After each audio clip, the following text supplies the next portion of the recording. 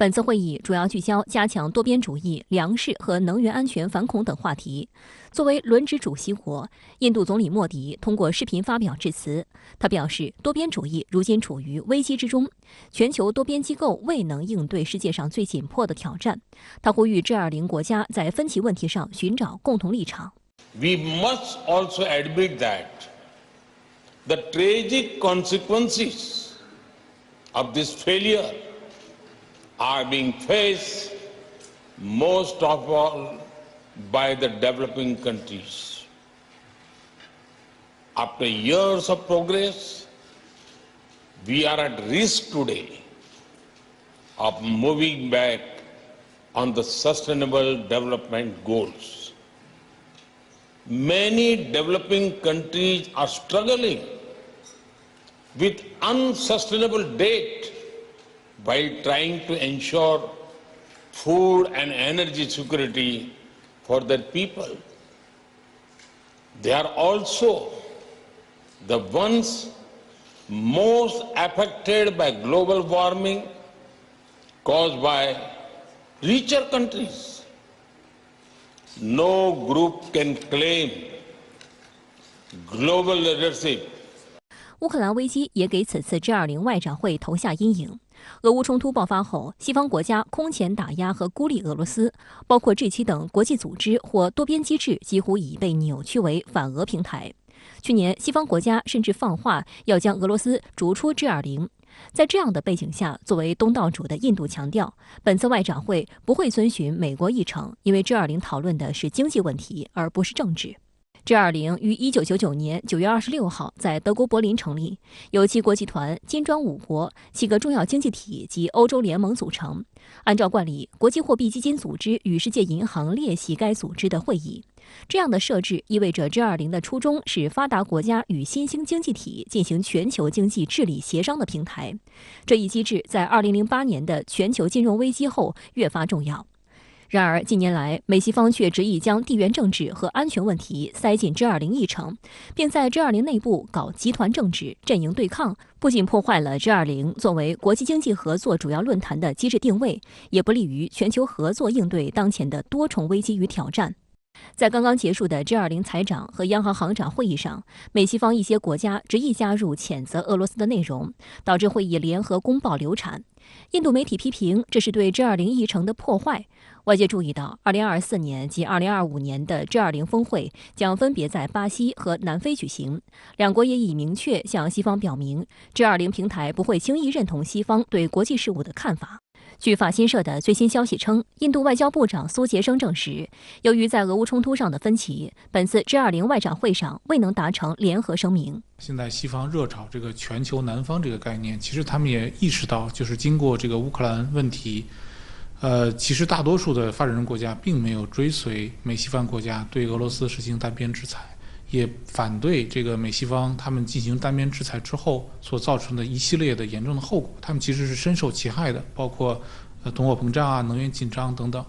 这个民生的这个发展也都比较艰苦，所以很多发展中国家呢，还是希望能够这个尽快平息事态，恢复稳定，所以这方面呢，跟西方的立场其实是越拉越大的。中国外交部长秦刚也首次以外长身份出席本届 G20 外长会议。他在发言中表示，20国集团是国际经济合作主要论坛，面对当前动荡不安的国际形势和层出不穷的全球性挑战，20国集团应负起责任，体现担当合作，为促进全球发展繁荣做出贡献。秦刚强调，要践行真正的多边主义，坚持平等对话、协商一致的合作原则。国际上的事应由大家商量着办，不能搞强权政治，甚至阵营对抗。要推动全球化健康发展，反对单边主义、保护主义和脱钩断链，确保全球产业链供应链稳定畅通。我们期待同各成员一道，推动20国集团坚持团结合作的精神，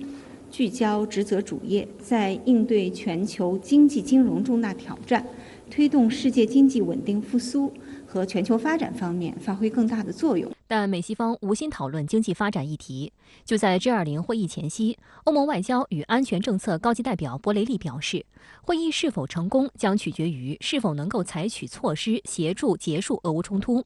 博雷利还向印度施压，要求莫迪政府利用外交能力，让俄罗斯明白俄乌冲突必须结束。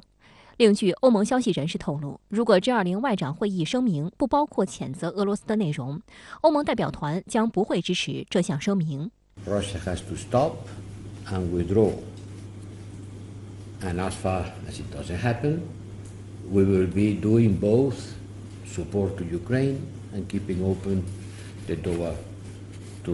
any kind of approach that could bring peace. 美西方与俄罗斯的外交博弈也延续到本次 G20 外长会上。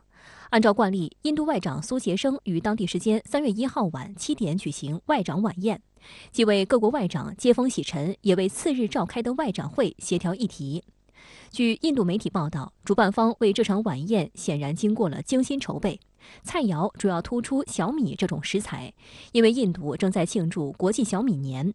然而，有匿名知情人士透露，美国、德国、法国外长并未到场，因为他们不希望与俄罗斯外长拉夫罗夫同框。类似的情景已在去年的印尼 G20 外长会期间上演。当时，包括美日等 G7 国家成员不仅拒绝出席欢迎晚宴，传统的 G20 外长全家福拍照也被迫取消。就在此次外长会前，美国国务卿布林肯表示拒绝与拉夫罗夫举行会谈。对此，俄方也毫不示弱。俄卫星通讯社3月2号报道，俄方不打算与美国国务卿布林肯进行接触。It could end today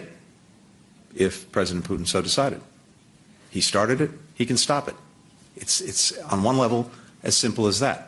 不过，据央视最新报道，布林肯和拉夫罗夫在 G20 外长会议期间进行了短暂对话，这是数月来俄美两国首次高级别对话。另有消息称，美国官员透露，布林肯敦促俄罗斯恢复履行新削减战略武器条约。分析指出，自俄乌冲突爆发以来，印度始终没有在联合国谴责俄罗斯的军事行动，也没有响应西方号召对俄进行制裁。外界关注，随着俄乌冲突的发展，印度方面是否在美西方压力下改变立场？最近呢，印度其实在西方国家里边，在美国这个盟办体系里边，其实处境还是非常尴尬的。那么最近呢，有很多对于印度不利的一些情况发生，包括英国的 BBC 推出了一个针对反莫迪的一个纪录片，去对印度的内政品头论足。我想这都引起了印度政府的一些反感。所以我们接下来会看到，就是说，